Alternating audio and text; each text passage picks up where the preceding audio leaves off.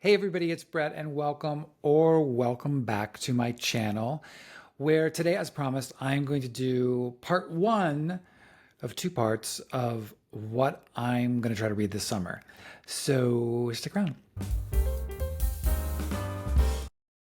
All right,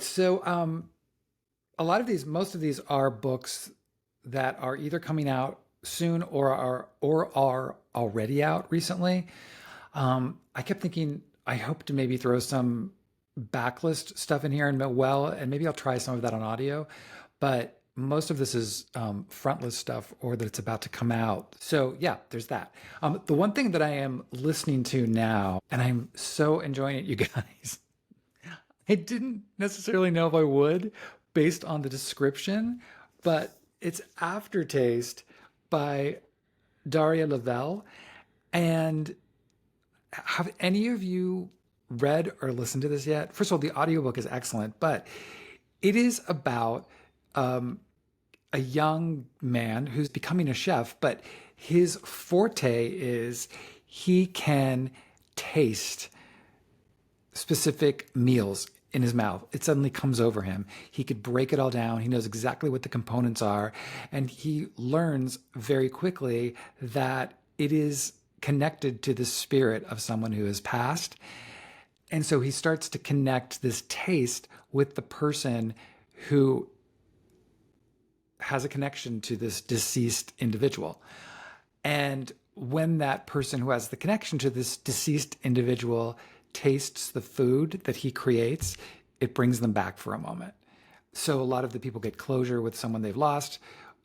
Anyway, someone described it as Ghost meets the bear, and I don't think that's completely wrong. So it's all about this chef's kind of rise to fame, but with this crazy part of the book that it sounds so like it's something that I would just be like, this is cheesy, but I am so in, like 100%. I can't wait to get in my car to listen to this thing. So anyway, this is out now and it's really, really like great summer book. So there you go. All right. So these are kind of books that are the first part in terms of release. They're all the first part of June going into very early July. And I don't have them in any order in terms of date, just a pile of books. So here we go. The first is Fog and Fury by Rachel Howzell. I read one of her other books, and she's a thriller writer, and I really loved it. So when Amazon Publishing sent me this, I was anxious to read it, and it sounds really good. I think I talked about this on a former video, but it's an LAPD cop who relocates with her elderly mother to Peaceful Haven, California, to join her godfather's burgeoning PI business. So before long, there's a dead body and, mayhem ensues. But I think this sounds really good. It comes out the end of June, but Fog and Fury, that's one. Then it just came out this week, Days of Light by Megan Hunter. It is a sweeping, sensual historical novel about one woman's unconventional life lived in search of an answer by the award-winning author of The End We Start From and The Harpy. A radiant, philosophical, and intimate journey through time, Days of Light chronicles 6 pivotal days across 6 decades to tell the story of Ivy's pursuit of answers, to the events of a fateful Easter Sunday, and to the shifting desires of her own heart. Moving through the Second World War up to the close of the 20th century, Hunter captures the galvanic love and transformative moments that defined a winding, beautiful life. I've seen some people already posting about this and said it's just beautiful. So I'm looking forward to this. Then I got sent this copy of Awake in the Floating City by Susanna Kwan. And thank you to Pantheon for this, which is an utterly transporting debut novel about the unexpected relationship between an artist and the 130-year-old woman she cares for, two of the last people living in a flooded San Francisco of the future, the home neither is ready to leave. First of all, I think this cover is just absolutely beautiful, but sounds really interesting. I'm really looking forward to this one. Then dipping into my June Pride reads, this is Midnight at the Cinema Palace by Christopher Tradowsky. It says Walter Simmerine is searching for love and purpose in a city he doesn't realize is fading away. San Francisco in 1993, at the height of the AIDS epidemic and the dawn of the tech revolution. Out of college, out of the closet, and transplanted from the Midwest, Walter is irresistibly drawn from his shell when he meets Carrie Monahan and Sasha Travinsky, a dynamic couple who live blithely beyond the boundaries of gender and sexuality. Witty and ultra-stylish, Carrie and Sasha seem to have stepped straight out of a sultry film noir, captivating Walter through a shared obsession with cinema and Hollywood's golden age. As the three embark on adventures across the city filled with joie de vivre, filled with as the three embark on adventures across the city filled with joie de vivre, their likely friendship evolves in unexpected ways. When Walter befriends Lawrence, a filmmaker and former child actor living with HIV, they pursue a film project of their own with hilarious and tragic results. So I think this sounds great. And thank you to Simon & Schuster for this copy. All right, then coming in July, I know I've mentioned this book before. First of all, this cover is incredible. Pan by Michael Clunie, and thank you to Penguin Press for this. A strange and brilliant teenager's first panic attacks lead him down the rabbit hole in this wild, highly anticipated debut novel from one of our most distinctive literary minds. Again, this cover is just everything. So then this came out last week, which is Flashlight by Susan Choi. This is the beginning of the honkin' books for me, 450 pages of this one. A major new novel from the National Book Award winner Susan Choi. Flashlight spans decades and continents in a spellbinding investigation of loss, memory, and the ways in which we are shaped by what we cannot see. Her father, it was understood, had slipped and fallen off the breakwater and drowned. Louisa had been found unconscious on the shore. Her father, his body, had not been found at all. Currents explain Louisa's father's body disappearance. Shock explained Louisa ending up, without remembering how, on the sand. So, again, this is one of my most anticipated books of the year. I love this cover. I'm so curious. Thank you to FSG for this, but that's Flashlight. Out now. All right, so this is the next book I'm going to start. And again, it is so huge, clocking in at 633 pages. I'm telling you, the thing is, I'm so drawn to these big books and they take so much time. And I'm trying to let that go and just be like, it doesn't matter if you don't read as many books this year. If it's quality stuff and you want to read it, read it.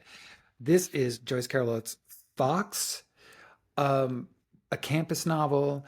A spellbinding novel of literary and psychological suspense about the dark secrets that surface after the shocking disappearance of a charismatic mercurial teacher at an elite boarding school. This checks off so many boxes for me. I've heard from a number of people that it is dark, dark, dark, like total Joyce Carol Oates mining the darkest recesses of the human mind. But I'm here for it and I want to see. I also just recently saw someone who posted that they started it on audio and it was so kind of dark for them that they wanted to go into the text instead. So we'll see. I might start this on audio. It's a full cast on audio, but I don't know. But at any rate, love this cover. It's been a while since I read a Joyce Carol Oates novel, so I'm excited for this. Then Slanting Towards the Sea by Lidija Hilje. And if I'm butchering your name, I apologize. I want to thank her, and I want to thank her for this book. Lidija reached out to me and asked if I would like to read a copy of it, and I was like, I would be thrilled and honored to read your book. So this comes out the beginning of the July 8th from Simon & Schuster. It says, spanning across 20 years and one life-altering summer in Croatia, Slanting Towards the Sea is at once an unforgettable love story and a powerful exploration of what it means to come of age in a country younger than yourself. My pal Renee, who is over on Substack under It's Book Talk, she's also on Instagram, and occasionally she does episodes on my podcast with me. She said this is phenomenal, and so she's like, you have to read it. So it sounds great. So there's that. Then my last guest in June for my last author interview, I'm so excited about this, is Honorée Fanon Jeffers for her book, Misbehaving at the Crossroads. I I loved her fiction novel, The Love Songs of W.E.B. Du Bois, so much. It was one of my favorite books that year. So I really wanted to read. This is a collection, a nonfiction collection of personal and thought provoking essays that explores the journeys and possibilities of Black women throughout American history and in contemporary times. I think it sounds amazing. And so I'm really excited to read this. I'm starting this next week, and then I'm going to be recording with her in like a week. So I can't wait to sit down with her. I think she's just amazing. So there's that. Then these last three books are all I'm going to classify under Pride Reads for June. The first being Palm Meridian. It is a rollicking, big-hearted story of long-lost love, friendship, and a life well lived, set at a Florida retirement resort for queer women on the last day of resident Hannah Carden's life. Perfect for readers of Less and The Wedding People. Well, I liked both those books. I liked Wedding People more than Less, but I liked both those books. So I'm really excited about this one. Then Jeremy Atherton Lynn, and I got sent both this book and the next one from Hachette Books, and thank you very much for these. Deep House, the gayest love story ever told. Jeremy Atherton Lynn wrote the nonfiction book Gay Bar, which I didn't love, I liked. This, however, sounds really interesting to me, and it's about his relationship with this Brit that he meets. And in 1996, when the U.S. Congress prepares the Defense of Marriage Act denying same-sex couples federal rights, including immigration. And so it follows the two of them through this time. I think it sounds really great, especially in light of everything that's happening right now in the U.S. and the possibility of Obergefell being overturned and gay marriage being obliterated. I think this one sounds really interesting. And then the last of this first group is by my Curato called Gaysians. Hilarious.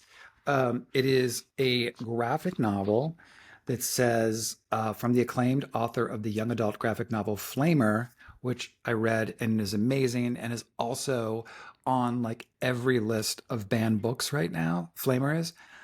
Comes a heartwarming adult debut following four gay Asians navigating love, identity, and friendship, a celebration of queer chosen family.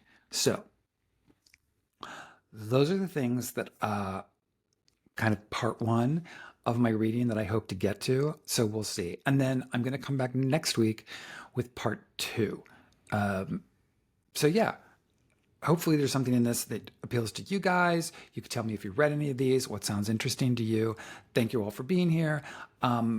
Next week, I will have 2 new episodes again for Double Feature June with author Jess Walter, whose new book, So Far Gone, which just came out and is fantastic.